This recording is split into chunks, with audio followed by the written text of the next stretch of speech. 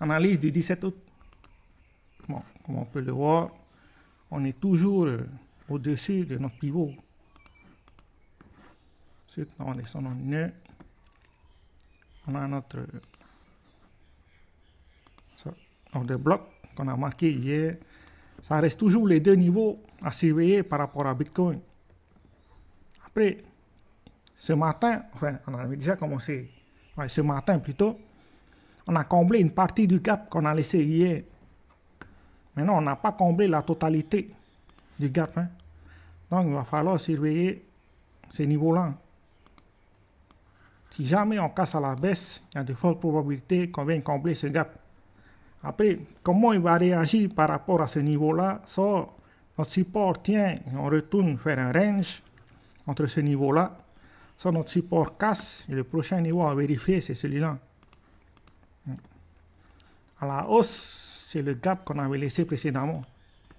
Si jamais cette résistance casse, il y a de fortes probabilités qu'on aille combler notre gap. Maintenant, pour combler le gap, il n'y a pas de bougie impulsive. La nature du marché, ce n'est pas une nature avec des bougies impulsives comme ça qu'on a eu précédemment. Ça, c'est une baisse mécanique ou émotionnelle.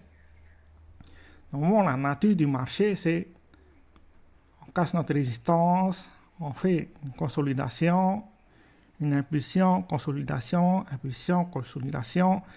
La montée est lente. Il y a toujours une consolidation après une impulsion. Mais ça fait rarement 3 bougies à la suite, 4 bougies à la suite, comme ça. Voilà. Normalement, entre une impulsion, il y a toujours une consolidation avant de refaire une impulsion, que ce soit à la baisse ou à la hausse.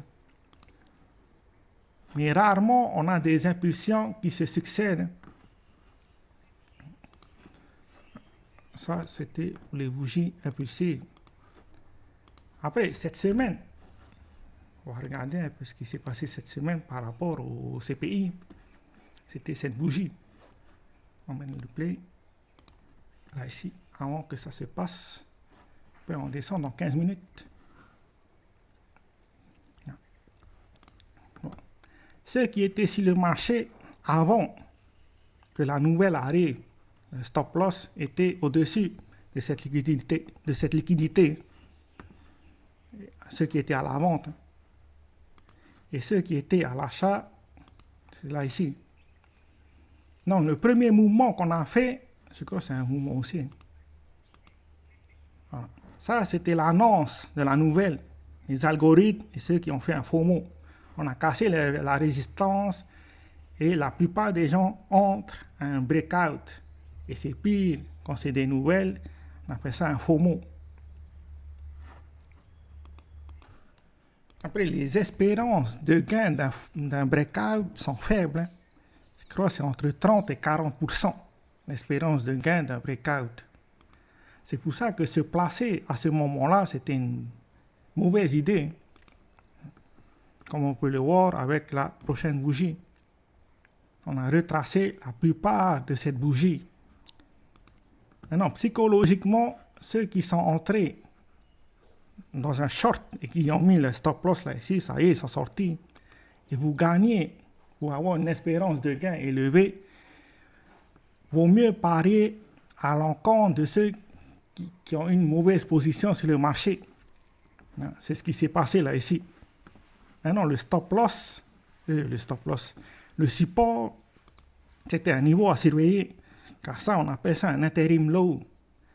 Parce que c'est notre dernier point bas avant la cassure de la résistance. Donc, ceux qui avaient placé le stop loss devaient être là ici. Donc, c'était le premier niveau à surveiller si jamais vous voulez parier à l'encontre de ceux qui s'étaient placés sur le marché. Le stop loss était à peu près à ce niveau-là, sous l'interim low. Mais on peut le voir avec la bougie qu'on a eue, qu'on a cassé directement le stop loss. Donc, ça fait déjà 2 personnes sur le marché qui ont eu tort, ce qui va augmenter notre niveau, notre espérance de gain. Après, bien sûr, la confirmation, c'est la cassure de ce support. Là, ici. La cassure de ce support va nous montrer la direction que le marché veut prendre par rapport à la nouvelle qu'on a eue sur les CPI. Donc, la prochaine bougie, non, il faut vraiment que la bougie clôture sous notre support pour valider la cassure. Parce que si c'est comme la bougie précédente, où il n'y a que la mèche, on peut toujours avoir une bougie haussière qui suit. Mais la cassure, on appelle ça un BOS. Donc, c'était notre le premier niveau où on pouvait entrer, c'était à cet endroit-là. C'est-à-dire, placer, non, c'est pas celui-là, c'est celui-là. Placer notre entrée là, ici. L'invalidation, c'est au-dessus de ce niveau précédent. Car c'est là que les vendeurs s'étaient placés précédemment. Ensuite, pour notre prise de profit, c'est l'order bloc qu'on avait là ici. Je vais marquer, comme ça c'est plus clair. Donc, on aurait pu prendre une partie de ces profits là ici. On va retirer tout ça. Après, on va placer. On aurait déjà pu prendre des profits là ici. 50, 80%, c'est comme vous voulez. Mais il y avait aussi cette zone-là où le marché a réagi plusieurs fois en tant que support. On peut voir que plusieurs fois, le marché n'arrivait pas à casser à la baisse. Donc, c'était notre deuxième zone à surveiller. On aurait pu prendre le reste des profits là ici. Et d'ailleurs, c'est ce que le marché a fait par la suite. On est venu combler cet espace-là avant de repartir à la hausse. Voilà. En tout cas, c'était les deux zones à surveiller par rapport au trade des résultats du CPI cette semaine. Voilà. Après, bien sûr, c'est le week-end. Il n'y a pas trop de volatilité sur le marché le week-end, donc vaut mieux ne pas trader, surtout le samedi. Le samedi, c'est le jour où je fais le récapitulatif de la semaine. Car normalement, cette vidéo-là, c'est fait pour moi. C'est mon journal. Comme ça, je sais quel jour, c'était comment mes émotions et qu'est-ce que le marché a fait ce jour-là. J'ai juste à regarder la vidéo. Alors, après, on peut voir que Solana... Okay, mais bon, Solana est toujours en tendance baissière à court terme. Donc, il vaut mieux attendre la réaction par rapport à son support. Si jamais notre support arrive à tenir, ben, la prise de profit pourrait être là ici. Car on peut le voir plusieurs fois. On est venu toucher notre support, on a réagi une première fois, puis on a retracé le mouvement. On a touché une deuxième fois avant de partir chercher notre résistance.